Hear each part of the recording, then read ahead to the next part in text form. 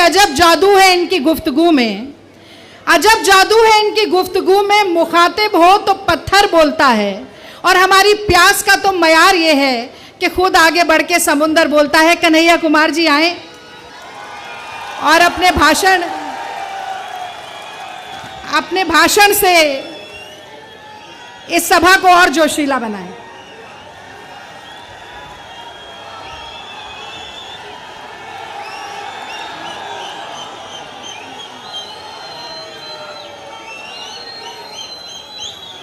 जय हिंद दोस्तों। मंच पर उपस्थित भारतीय राष्ट्रीय कांग्रेस के तमाम वरिष्ठ नेतागण, आम आदमी पार्टी के स्थानीय विधायक और इस सभा की अध्यक्षता कर रहे दिल्ली प्रदेश कांग्रेस कमेटी के माननीय अध्यक्ष जी, उपस्थित साथियों और अलग अलग जगह से आए हुए कांग्रेस परिवार के हमारे जाबाज कार्यकर्तागण, आप सबका मैं कांग्रेस पार्टी की ओर से बहुत हार्दिक अभिनंदन करता हूं और मैं आपको बहुत धन्यवाद देता हूं कि जो प्यार दिल्ली कांग्रेस परिवार ने मुझे दिया है, जो परिवार इस गंभीर परिस्थिति में जिस मजबूती के साथ हमारे साथ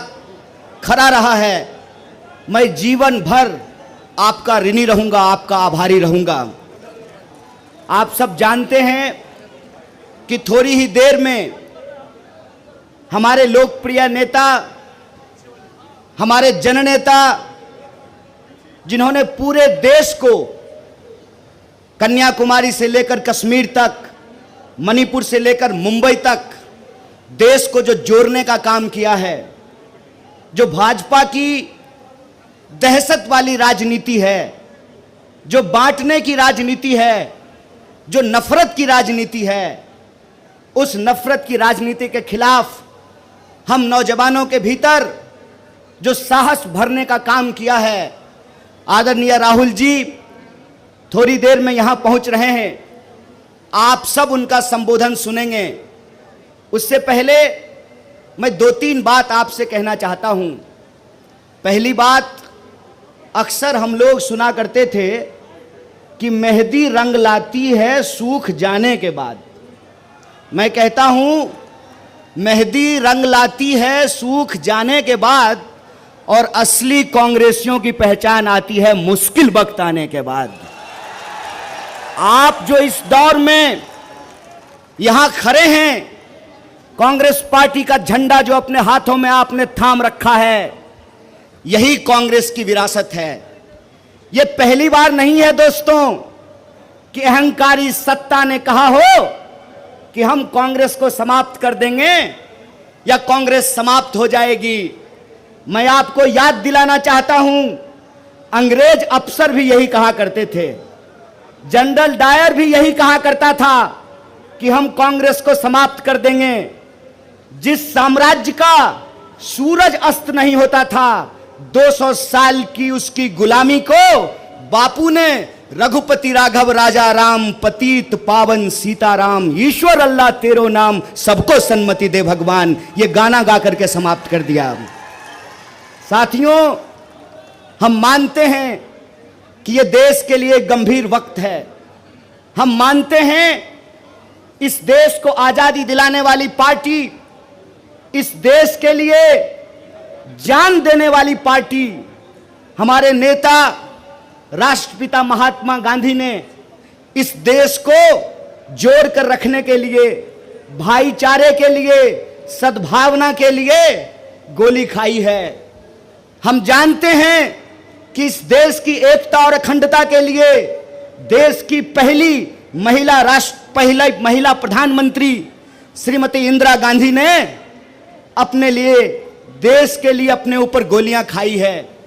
हम जानते हैं कि इस देश की सुरक्षा के लिए, इस देश की एकता के लिए हमारे पूर्व प्रधानमंत्री स्वर्गीय राजीव गांधी ने गोली खाई है। इसीलिए मैं आप तमाम कार्यकर्ताओं से कहना चाहता हूं दोस्तों, भाजपा के छोटे मोटे नमूने गुंडों से घबराने का वक्त नहीं है। हम इनको बताएंगे कि देशभक्ति का मतलब क्या होता है। देशभक्ति का मतलब होता है देश के संविधान को अपने सीने से लगा करके रखना। देशभक्ति का मतलब होता है इस देश के भीतर रहने वाले जो 140 करोड़ लोग हैं, चाहे वो किसी भी जाति या धर्म के हों, उनको भारतीय समझना और उनको बराबरी का हक और अधिकार दिलाना। देशभक्ति का मतलब यह होता है कि देश के भीतर कहीं कोई दुर्घटना हुई हो, किसी के साथ भी अत्याचार और अन्याय हुआ हो, तो उसके पक्ष में खड़ा होना, शोषितों की आवाज बनना, मजदूरों, किसानों, नौजवानों, महिलाओं, दलितों, आदिवासियों, पिछड़ों और गरीबों की आवाज बनना। आपको मालूम है आदरणीय प्रधानमंत्री जी 10 साल से देश के प्रधानमंत्री हैं। यमुना के इस तरफ रहते हैं नई दिल्ली में। 10 साल लगा है उनको यमुना पार करने में। मेरा नाम कन्हैया है। अभी प्रधानमंत्री जी को यमुना का किनारा लेकर के आए हैं, पूरी की पूरी सरकार को यमुना पार लेकर के जाना है। इसीलिए मैं आप सबसे यह कहना चाहता हूं कि आपने जो देश भर से प्यार भेजा है, जो मोहब्बत भेजी है, जो चिंता भेजी है, उसका मैं सम्मान करता हूं। लेकिन याद रखिएगा, भाजपा से लड़ने का अनुभव हमारा पिछले 10 साल का अनुभव है। हमने इनके झूठे आरोप देखे हैं, हमने इनका झूठा वीडियो देखा है, हमने इनका झूठा मुकदमा देखा है, हमने इनकी जेल देखी है। इसीलिए हम कहते हैं कि जगह है कितनी जेल में तेरे, देख लिया है देखेंगे। इसीलिए न्याय और हक के लिए जो कांग्रेस पार्टी का संकल्प है कि पिछले 10 सालों से देश के लोगों के साथ जो अन्याय हुआ है, उस अन्याय के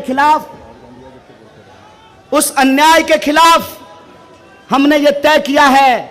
हमारे नेता जब कन्याकुमारी से कश्मीर तक पैदल चल रहे थे, तो देश के किसान उनसे आकर मिले, देश के नौजवान उनसे आकर मिले, देश की महिलाएं आकर उनसे मिली, देश के मजदूर आकर के उनसे मिले, नौकरी करने वाले वो लोग। सिपाही जी इधर खड़ा हैं, ए सिपाही जी इधर खड़े हैं। सिपाही जी, पेंशन मिलता है? नहीं मिलता है ना। 2004 के बाद से पेंशन नहीं मिलता है। कांग्रेस पार्टी की सरकार बनने दीजिए, अगर एमपी को पेंशन मिलेगा, प्रधानमंत्री को पेंशन मिलेगा, तो सिपाही को भी पेंशन देना पड़ेगा। इसीलिए कांग्रेस पार्टी 5 न्याय लेकर के आई है। युवाओं का न्याय, महिलाओं का न्याय, किसानों का न्याय, श्रमिकों का न्याय और भागीदारी का न्याय। इस देश में रहने वाले जो 140 करोड़ लोग हैं, यह देश उनका है और उनके हक और अधिकार के लिए लड़ना, यही कांग्रेस पार्टी की पहचान है, यही कांग्रेस पार्टी की विचारधारा है। आजकल नया निजाम आया है और नया निजाम कहते हैं कि इस देश का इतिहास 2014 से शुरू होता है। मैं कहता हूं जनाब, आपका इतिहास कमजोर है। श्रीमान, थोड़ा ठीक से इतिहास पढ़िए। देश का इतिहास 2014 से नहीं शुरू होता है। देश का इतिहास 5000 साल का इतिहास है। देश का इतिहास सिंधु घाटी सभ्यता से शुरू होता है। और भारतीय होने का मतलब क्या होता है? भारतीय होने का मतलब होता है लोगों के बीच में भाईचारा होना, प्राणियों के बीच में सद्भावना होना। और धर्म का क्या अर्थ होता है? धर्म का अर्थ होता है निर्बल को शक्ति देना। धर्म का अर्थ यह होता है कि लोगों के बीच में मोहब्बत फैलाना। धर्म का अर्थ होता है असमानता को समाप्त करके समानता को स्थापित करना। धर्म का मतलब होता है अन्याय को समाप्त करके न्याय को स्थापित करना। इसीलिए मैं आप सबसे कहने आया हूं, आज देश एक गंभीर परिस्थिति से गुजर रहा है। इस देश का सच्चा कांग्रेसी कार्यकर्ता होने के नाते, वो पार्टी जो इस देश को आजादी दिलाई है, उस आजादी को बचाने के लिए जैसे हमारे पुरखों ने स्वतंत्रता सेनानी बनकर के इस देश को आजादी दिलाई है, उसी तरह से हम संविधान सेनानी बनकर के इस देश के संविधान की रक्षा करेंगे। बोलिए, आप संविधान सेनानी बनेंगे? दोनों हाथ उठा करके बोलिए, कोई हाथ नीचे नहीं रहना चाहिए। आप संविधान की रक्षा करेंगे? आप संविधान की रक्षा करेंगे तो संविधान के ऊपर हमला करने वाली इस पार्टी को हम कहना चाहते हैं, भाजपा को हम कहना चाहते हैं, अभी तो आप 10 साल के लिए शासन में आए हैं और 10 साल शासन में आकर के आपका यह मंसूबा बन गया है कि आप इस देश के संविधान को बदलना चाहते हैं। तो हम आपको कह देना चाहते हैं, हमारी विरासत इस देश की आजादी को लेकर लड़ने वाली विरासत है। हमारी विरासत राष्ट्रपिता महात्मा गांधी की विरासत है। हमारी विरासत डॉक्टर बाबा साहब भीमराव अंबेडकर की विरासत है। हमारी विरासत शहीद आजम भगत सिंह की विरासत है। और उसी विरासत पर चलते हुए कांग्रेस पार्टी ने इस देश की एकता और अखंडता को बना करके रखा। कांग्रेस पार्टी ने इस देश के लोगों को बराबरी का अधिकार दिया। बताइए, अगर संविधान नहीं होता, अगर संविधान की ताकत नहीं होती, तो क्या इस देश में हेलीकॉप्टर पर उड़ने वाला और जूता सिलने वाला का वोट बराबर होता क्या? यह संविधान की ताकत है। इस संविधान की रक्षा करना है हमको। इसीलिए हम आप सबसे ये आग्रह करने के लिए आए हैं, ये लाख कोशिश कर लें, ये लाख गुमराह करने की कोशिश करें, ये लाख आपको चाय की दुकान में, ट्रेनों में, बसों में, दफ्तरों में, व्हाट्सएप ग्रुप पर, शादी में, ब्याह में, लगन में आपको अपमानित करने की कोशिश करें, सीना ठोक करके कहिए कि हम बापू के सिपाही हैं, हमने हंसते हंसते गोली खाई है, इस देश को बचाने के लिए आखिरी सांस तक संघर्ष करेंगे। यह बात आपको पूरे गर्व से कहना चाहिए, पूरे अभिमान से कहना चाहिए। इसीलिए आप तमाम कार्यकर्ताओं से मैं कहने के लिए आया हूं, गंभीर समय है, लेकिन कांग्रेस पार्टी इस देश की सबसे बड़ी विपक्षी पार्टी है। जब ये कहते हैं कांग्रेस मुक्त भारत, इसका मतलब यह है कि इस देश की विपक्ष को समाप्त करके ये देश में तानाशाही थोपना चाहते हैं। इस तानाशाही के खिलाफ इस मुश्किल वक्त में हम तमाम लोगों को, तमाम कांग्रेस के परिवार को एकजुट होकर के रहना है और इनको कहना है, वह पथ क्या पथिक कुशलता क्या, जिस पथ में बिखरे सूल न हो, नाविक की धैर्य परीक्षा क्या, जब धाराएं प्रतिकूल न हो। इस प्रतिकूल समय में हम तमाम लोगों को एकजुट होकर के रहना है और हमारी एकजुटता का नतीजा यह है कि पूरी दिल्ली में इंडिया अलायंस को लेकर के एक जबरदस्त माहौल बन रहा है। जो भाजपा सोचती थी कि हम 7 का 7 सीट दिल्ली में जीतेंगे, दिल्ली वासियों ने बता दिया है कि ये दिल्ली है मेरे यार, ये दिल्ली है मेरे यार। इस दिल्ली को जब जिसने भी कब्जा करने की कोशिश किया है वो नाकाम हुए हैं। यही दिल्ली का इतिहास है। इसीलिए मैं आप दिल्ली वासियों से ये कहने के लिए आया हूं, ऐ दिल्ली वासियों, ऐ दिल्ली की हमारे आदरणीय बुजुर्गों, हमारी माताओं और बहनों, नौजवान दोस्तों, दुकानदारी करने वाले, बिजनेस करने वाले, नौकरी करने वाले, मैं दिल्ली के एक एक बासिंदे से यह कहने के लिए आया हूं कि भाजपा पिछले 25 साल से दिल्ली को अपमानित कर रही है। भाजपा पिछले 25 साल से दिल्ली को इसलिए अपमानित कर रही है कि इनकी लाख कोशिशों के बावजूद ये दिल्ली की गद्दी पे काबिज नहीं हो पाए हैं। आज जब मैं उत्तर पूर्वी दिल्ली में जाता हूं, लोगों से बात करता हूं, तो लोग हमको बताते हैं एचकेएल भगत जी के बारे में, लोग हमको बताते हैं शीला जी के बारे में, लोग हमको बताते हैं जेपी अग्रवाल जी के बारे में। तो हम अपने दिल्ली के एक एक कार्यकर्ता को कहना चाहते हैं, मजबूती से इंडिया अलायंस के साथ खड़े रहिए। दिल्ली का माहौल बदल रहा है। इस बार दिल्ली न्याय के लिए लड़ेगी। बोलिए, दिल्ली न्याय के लिए लड़ेगी। 5 न्याय और 25 गारंटी के लिए लड़ेगी। तो लड़ेगी दिल्ली न्याय के लिए और जीतेगी दिल्ली। यह भरोसा मैं आप सबको दिलाने के लिए आया हूं। सो आप तमाम कार्यकर्ता चुनाव के आखिरी दिन तक एकजुट रहिए और जब तक मतदान नहीं हो जाता है तब तक सचेत रहिए, सजग रहिए, एकजुट रहिए।